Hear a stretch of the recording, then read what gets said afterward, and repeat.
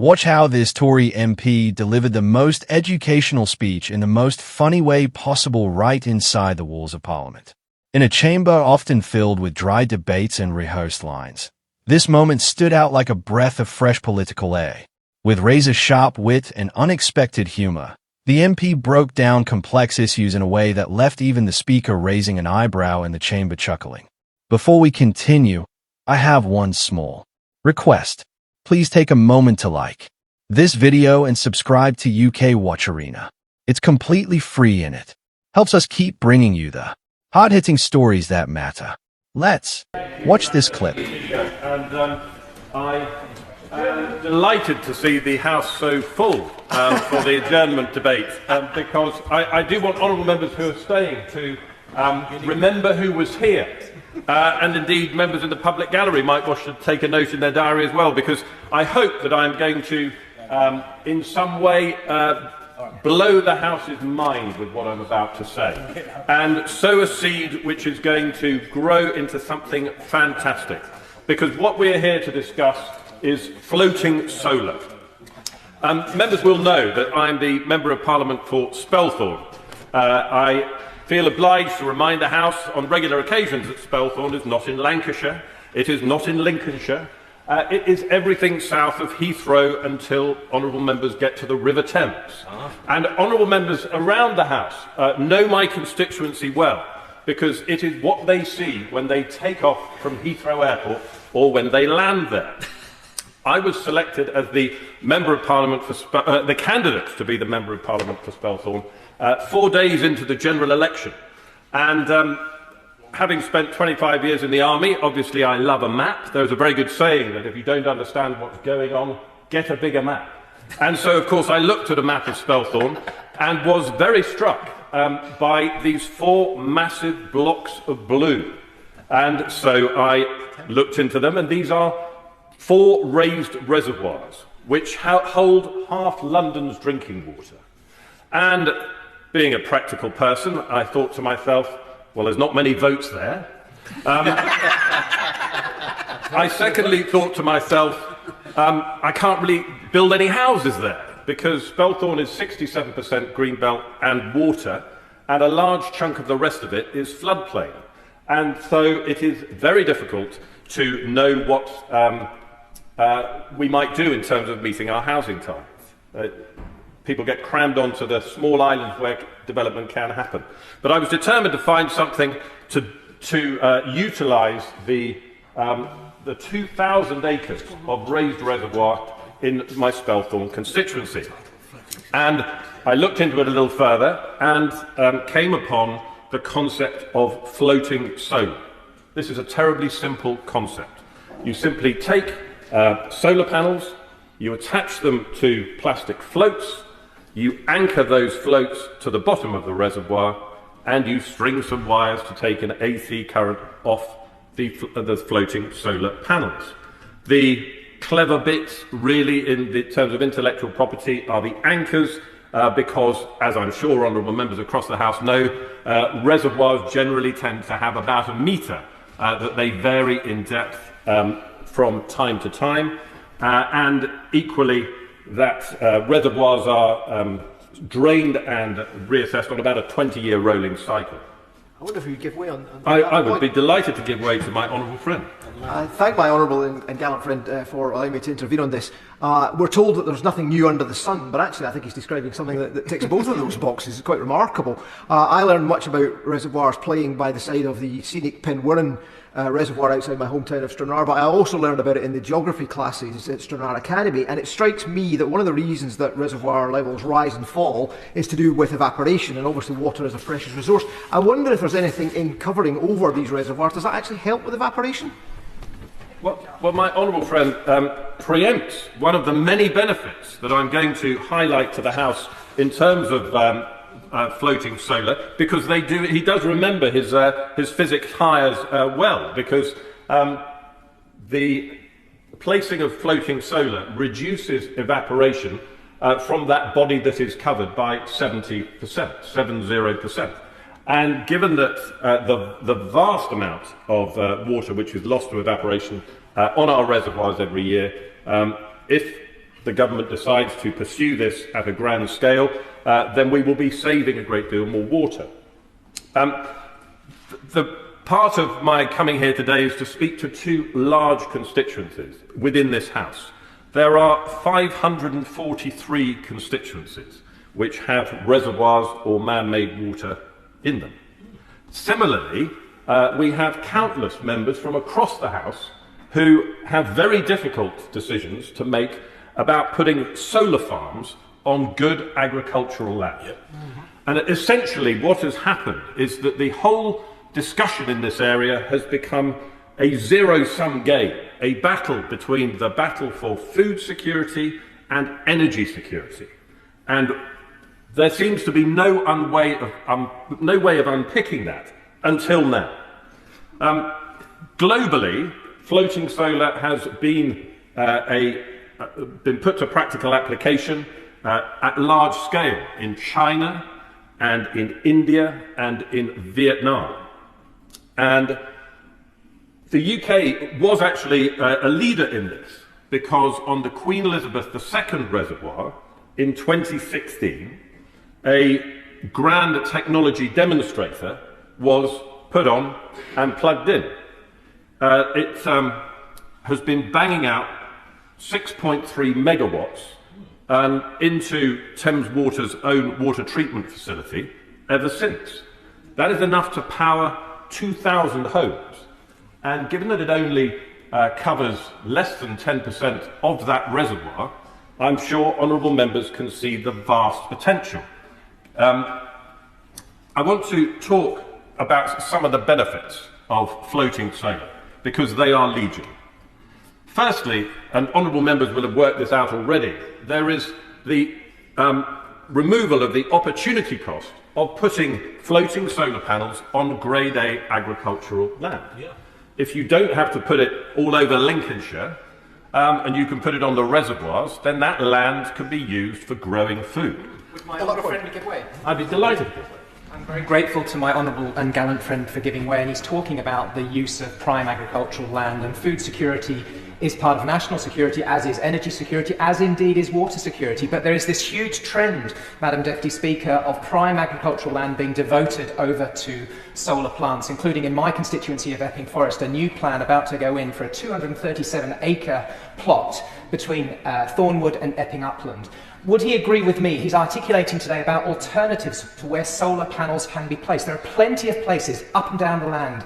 Brownfield sites, reservoirs, potentially railway sidings, rooftops of agricultural buildings. So we must protect prime farmland and the green belt and make sure that solar panels are going in the right places.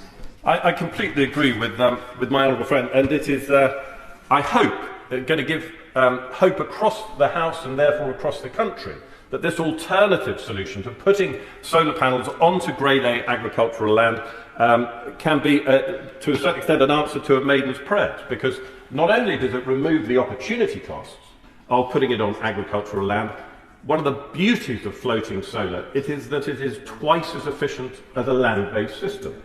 Land-based systems warm up because they're on the land, and as they warm up they become less efficient. Whereas floating solar, because of the evaporative effect on the underside, automatically cool and remain 100% efficient throughout the sunny day. Well, my friend, I'd be delighted. I'm very grateful. As the honourable member for Strangford is not here unusually this afternoon, perhaps I could fill in for him. We've already heard from one of my Essex colleagues about the controversy in Essex by a number of solar farm developments on land. Before the 2010 boundary changes, I had a very large reservoir at West Hanningfield in my constituency, which would have been ideal for the technology that my right honourable and gallant friend is suggesting. Does he believe that there are many, many hundreds of other reservoirs across the United Kingdom that would be so suited as well? I do indeed, and I wasn't 100% sure which minister would come to respond to this debate, Madam Deputy Speaker, so I have only had the briefest of moments to look at the lake in Burgess Park in the Minister's own Peckham constituency to see whether that too might be suitable for floating solar. So we've talked about the opportunity cost, we've talked about the doubling of efficiency. Also, and I'm sure honourable members will have worked this out, In my Spelthorne constituency, my 2,000 acres of reservoir are all raised, which means that no one can see the top of them unless they're flying off to Torremolinos or landing from Dubai. So none of the visual vandalism that people object to so much about carpeting our beautiful country in solar panels, that goes away too. On that point, would you give way? I'd be delighted to give way.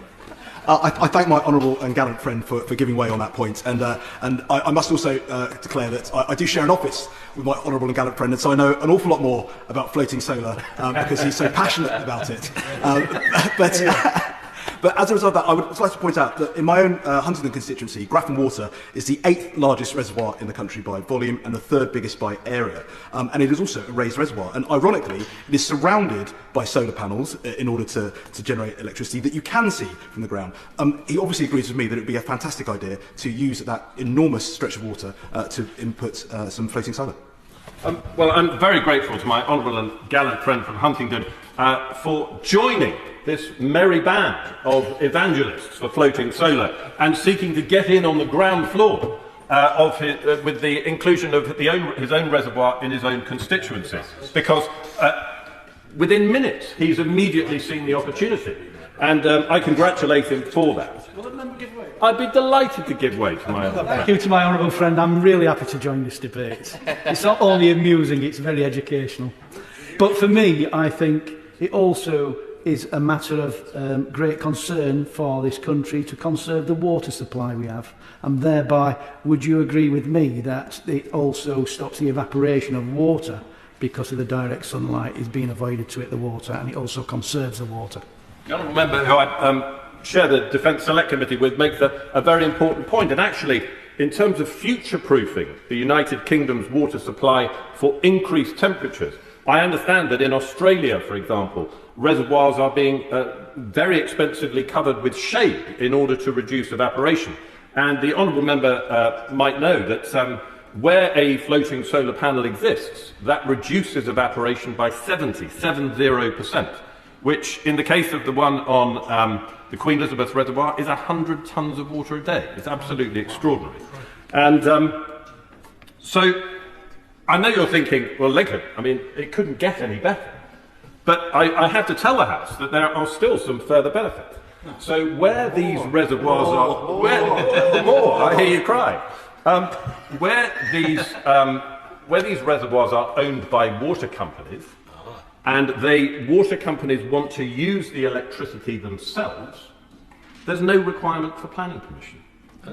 And when you consider the turmoil that land-based systems have to go through over many, many years, whereas floating solar can be deployed within a few weeks, compared to the absolute paroxysms that the nation puts itself through before it puts a land-based system. Well, my honourable gallant friend, give way on that. I'd be delighted to give way. I'd like to thank the honourable member for giving way, because this is another issue, I think, Madam Deputy Speaker, where actually this side of the House, and perhaps can give some more information to the governing side. We've got real issues in many parts of rural Britain around some of that energy infrastructure that has to go alongside solar farms, particularly in East Anglia. We're looking at massive new mega pylons. Whereas actually, if you can use the energy on site, or there is already existing energy infrastructure, as it often is around reservoirs because of hydro or other reasons, isn't this another great example as to why actually floating solar it would be a real solution which everybody could get on board with? I think my honourable friend makes a fantastic point. And the Queen Mary Reservoir in my own constituency actually has a plug-in point to the national grid at one corner, at one end of it. And so minimising disruption, that placing solar farms away from where the power is needed is something that certainly can play into this as well. Honourable members will think, well, that must be his list complete.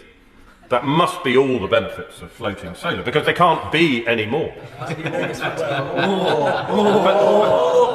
But I say to the House, one of the most astonishing things about floating solar is that it improves the water quality underneath. Crikey. Denuded of light and heat, things which grow in the water, which the water companies subsequently have to filter out and to make it tap ready for you and your constituents, you, Madam Deputy Speaker, and indeed all members of the House and your constituents, The water companies have to use fewer filtrants where the surface has been covered by floating solar. We've covered the evaporative effects, and so really I think that I have made the case for floating... Before he concludes. Of course. I'm very grateful. He's made a very strong point about being able to use floating solar in order to obviate development on greenbelt land around other parts of the country. Is he aware that there is a development proposed by Bloor Homes at Dolleman's Farm in my constituency for up to 1,300 houses, which is a major issue in a by-election ongoing in Wickford Park in my constituency as we speak? And would he agree with me that in order to prevent the housing at Dolleman's Farm, people should vote for the excellent Conservative candidate Lewis Hooper before the polls close tonight? My honourable and gallant friend, we've gone from Cooper to Hooper, and I'm delighted to follow his endorsement and wish everyone there the opportunity to get to the polls today to exercise their democratic... What did you make?